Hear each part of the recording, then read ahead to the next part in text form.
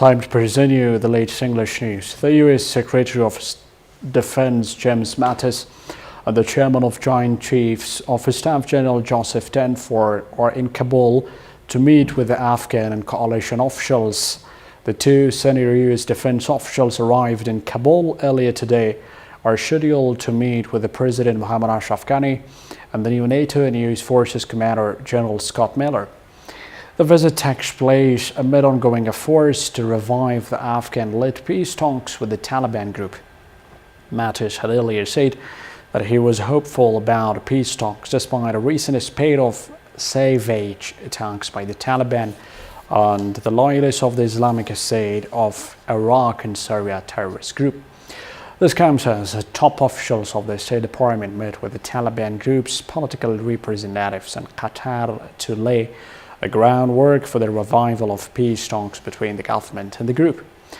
As part of the ongoing efforts for a revival of peace talks, the U.S. Secretary of State Mike Pompeo this week announced the appointment of Zalmay Khalilzad as the U.S. Special Advisor on Afghanistan to assist with the ongoing peace efforts. The Taliban militants have set on fire the dead bodies of at least 8 policemen who were killed in an attack on a checkpost in northeastern Takhar province. Based on the reports released in the media, provincial police spokesman confirmed the incident and say the policemen were killed after the militant attacked their checkpost in Khatkabul district.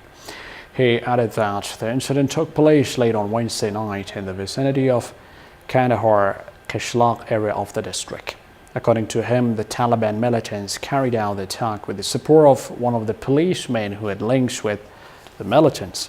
He also added that the Taliban militants escaped from the area after attacking the killing policemen and snatching the policemen's arms. The Taliban group spokesman Zabiullah Mujahid confirmed the attack and claims that 9 policemen were killed in the attack. Takhar has been among the relatively calm provinces in the northeastern parts of Afghanistan since the fall of the Taliban regime.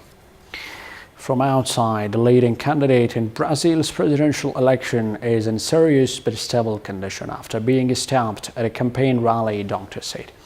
Jair Bolsonaro, 63 years old, was stabbed in the city of Juiz de Fora, about 200 kilometers north of Rio de Janeiro, on Thursday. The far-right presidential candidate underwent emergency surgery for a wound in the abdomen and could take 2 months to fully recover, said doctors who operated the candidate. His internal wounds were grave and put the patient's life at risk, he said. Bolsonaro is expected to spend at least a week in hospital, the doctor said. In Japan, rescue workers have continued to search for survivors after a powerful earthquake triggered landslides on Japan's northern islands of Hokkaido. At least 16 people were reportedly killed and dozens are missing via trapped in mud and debris from Thursday's landslides. Around 1.6 million homes on Hokkaido remained without power on Friday after 6.7 magnitude quake damaged a thermal plant that serves the region. Thousands of rescuers, including troops called out for the self-defense forces, joined the effort searching through debris and handling out emergency water supplies. Thank you. That was a brief. Good night. Bye.